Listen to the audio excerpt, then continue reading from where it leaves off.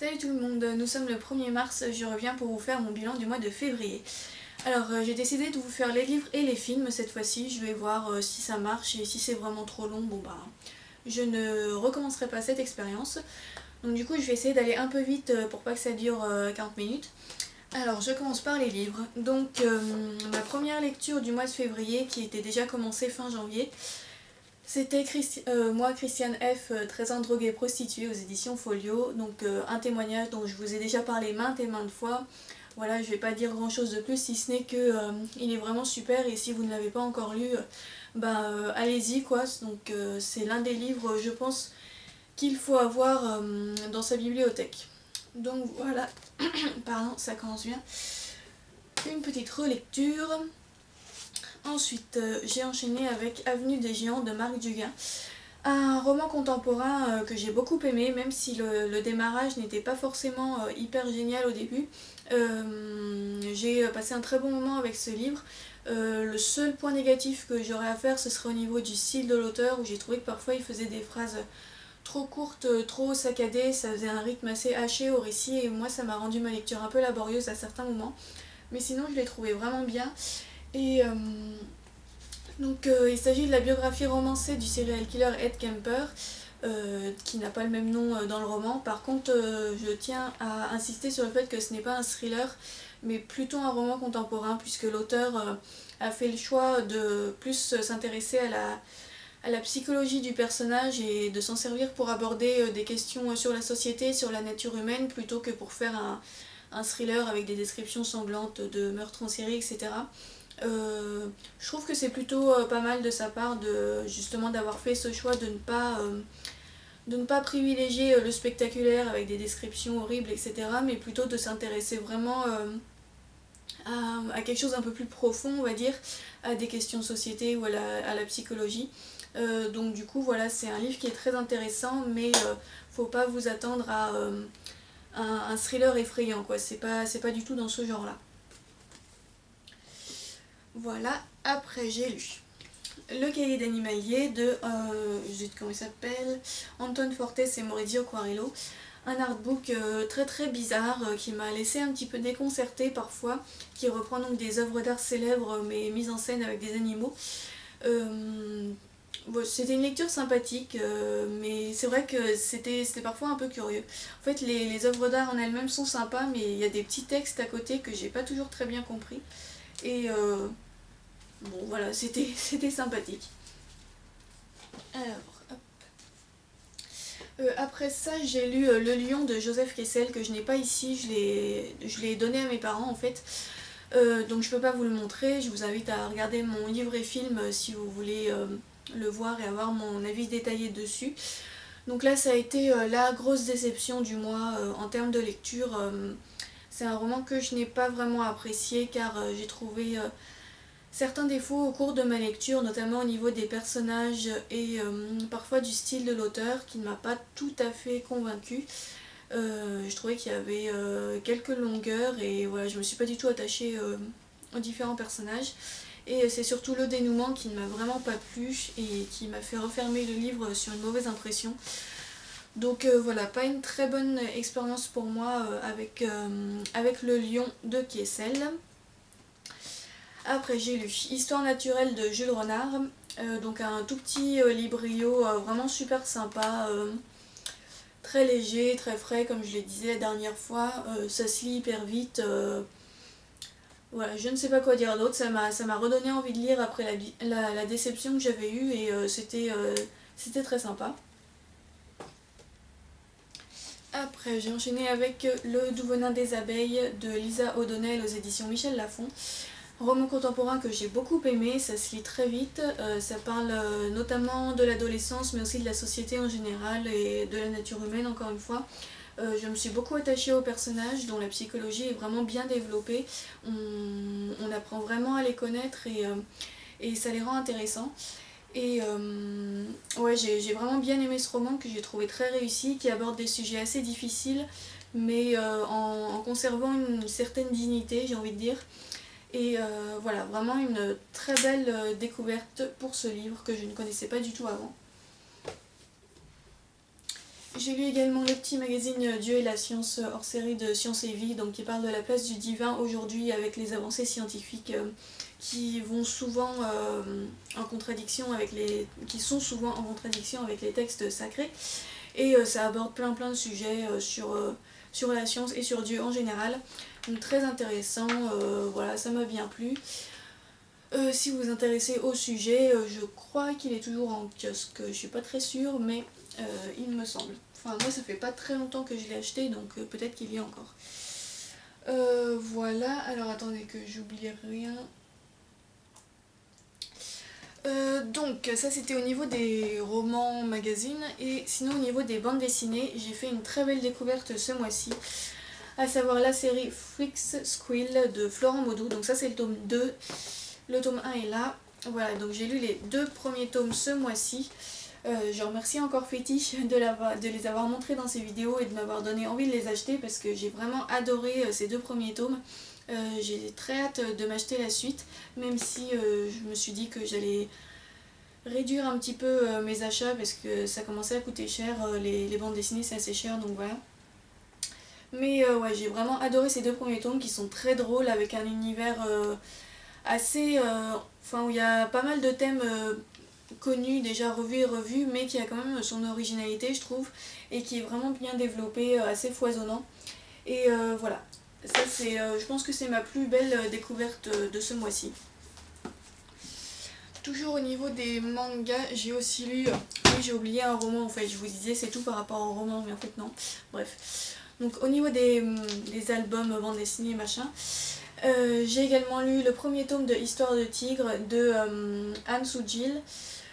Donc un livre coréen qui parle des tigres tout simplement, de la vie des tigres de façon un peu anthropomorphisée.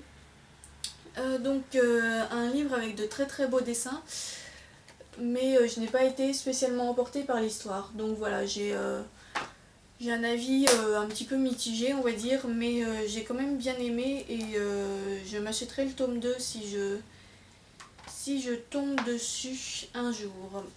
Voilà, donc aussi une assez belle découverte quand même, que je ne connaissais pas du tout. Voilà, et donc oui, le roman dont j'ai oublié de vous parler, c'est bien évidemment Frankenstein de Mary Shelley, qui a été ma toute dernière lecture du mois de février. Je ne l'ai pas ici car je l'ai rendu à mon père, donc je peux pas vous le montrer. La dernière fois, je l'avais déjà presque fini quand je vous en parlais, donc bah je l'ai terminé, voilà. Donc c'était un classique, ça faisait très longtemps que j'avais pas lu de classique.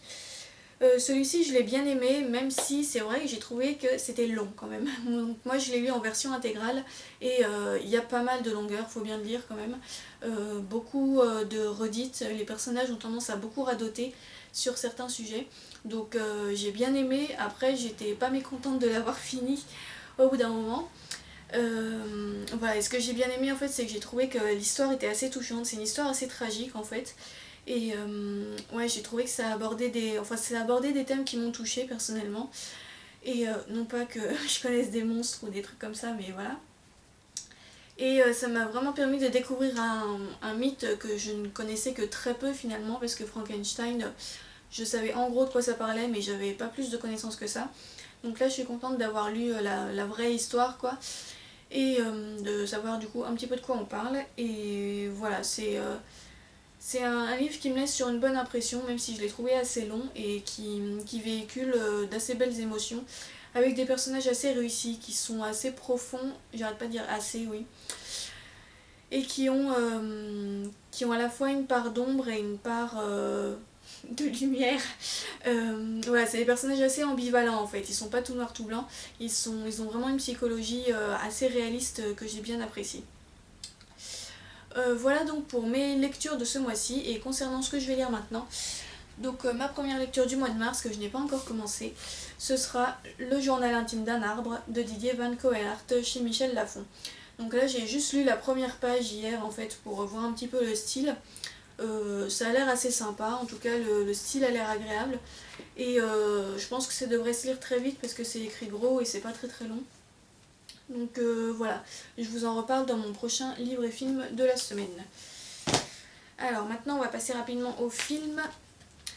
Donc Alors attendez, je change mon document sur l'ordinateur pour pas me perdre dans ce que je vous dis. Hop, j'arrive.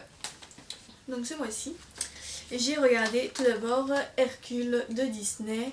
Donc voilà, je me fais petit à petit ma collection des Disney là. Et celui-ci fait partie de ceux que j'affectionne beaucoup. Je le trouve très très drôle. C'est plein de petits clins d'œil à la société actuelle, mais dans l'Antiquité. Les personnages sont super sympas. Voilà, c'est un Disney très rythmé, très amusant, vraiment, c'est le mot. C'est un Disney très amusant. Voilà, que j'aime beaucoup. J'ai également regardé la trilogie des Toy Story, donc je me suis acheté le coffret avec les 3 volets.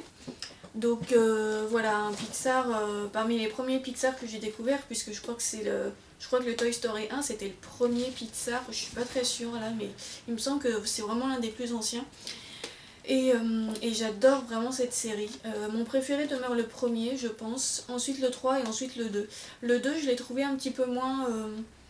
je sais pas, il est très bien aussi, mais il m'a un peu moins entraîné quand même que le 1 et le 3. Dans tous les cas, c'est vraiment une série géniale que j'adore et dont je ne me lasserai jamais. Voilà. Après, j'ai regardé Sinister de Scott Derrickson. Je n'ai pas le Blu-ray ici car je l'ai donné à mes parents également. Donc ça, c'est un film d'horreur, pas du tout dans le genre Disney. Il est assez effrayant, franchement, je le trouve assez réussi. Donc voilà, pas trop à conseiller aux âmes sensibles, mais si vous aimez bien les films d'horreur, il est sympa. Le seul truc, c'est que j'ai trouvé que le personnage principal était très agaçant. Mais bon, à part ça, voilà, j'ai trouvé qu'il était vraiment réussi. Et voilà, j'ai pas très bien dormi après, c'est pour ça que je l'ai donné à mes parents. Donc bon, si vous voulez tester, allez-y, mais vous êtes prévenus. Alors après ça, j'ai vu au cinéma American Bluff, l'un des seuls films que j'ai vu au cinéma ce mois-ci et qui a été plutôt une déception. J'ai pas super accroché avec ce film en dépit de tous les éloges qu'on en fait. J'ai pas aimé les personnages, j'ai trouvé l'intrigue un peu répétitive, un peu confuse. Je me suis pas mal ennuyée pendant certaines scènes et je suis même pas restée pour le générique de fin. Je suis vraiment partie dès que le film a été fini, quoi. Parce que sinon généralement je reste pendant tout le générique à la fin. Et là, j'en avais un peu assez, quoi. Donc je suis vraiment partie direct. Je suis restée jusqu'au bout du film quand même, mais pas plus. Donc bon, j'ai pas été très réceptive à cette histoire-là. Voilà, pour ma part, ça n'a pas été une très très bonne expérience. Après cela, pardon, j'ai regardé aussi La Petite Sirène, donc de Disney encore, que j'ai bien aimé, même s'il m'a un petit peu moins emballé que les autres Disney que j'ai vus jusqu'à présent. Je pense que c'est parce que j'ai pas hyper accroché au personnage en fait, à part celui d'Ursula qui est assez réussi, mais on le voit pas tellement que ça, donc concernant l'héroïne Ariel, j'accroche pas trop avec elle, donc du coup voilà. J'ai trouvé ça sympathique, mais j'ai pas eu de grand enthousiasme, on va dire, comme je l'avais eu pour les précédents Disney que j'avais regardés. Après cela, j'ai revu Silent Hill de Christophe Gans, donc un revisionnage d'un film d'horreur que j'aime bien regarder de temps en temps. Il n'est pas hyper effrayant, mais je le trouve quand même assez réussi au niveau de l'univers, des différentes créatures qui sont créées justement. Et ouais, c'est un film, franchement, un bon blockbuster d'épouvante, qui est très bien pour se divertir quand on aime ce genre-là. Et voilà, que moi personnellement j'aime beaucoup. Alors attendez, hop. Ensuite j'ai regardé Le Château dans le ciel de Hayao Miyazaki, donc encore ce réalisateur où je commence à me faire une petite collection aussi. Très très très bien, c'est l'un de mes préférés que j'ai vu de ce réalisateur, avec un univers très riche, très foisonnant, des images vraiment très belles. Comme d'habitude vous me direz, mais là j'ai trouvé que c'était vraiment vraiment très beau. Et puis une histoire très rythmée où on s'ennuie pas, il y a plein d'actions, il y a beaucoup d'humour, les personnages sont assez attachants. Et voilà, vraiment une belle réussite pour celui-ci. Voilà, et sinon pour terminer ce mois-ci, j'ai vu 2 films, un à la télé chez mes parents et un au cinéma. Donc en fait mes parents avaient enregistré le film Tempête de boulettes géantes. Alors j'ai oublié le nom des réalisateurs, mais c'est le film d'animation. Je pense que vous avez dû en entendre parler, voilà. J'étais pas allée le voir à l'époque de sa sortie parce que le titre et l'affiche m'avaient pas spécialement inspiré. Je m'étais dit Tempête de boulettes géantes, c'est quoi ça? Enfin bon.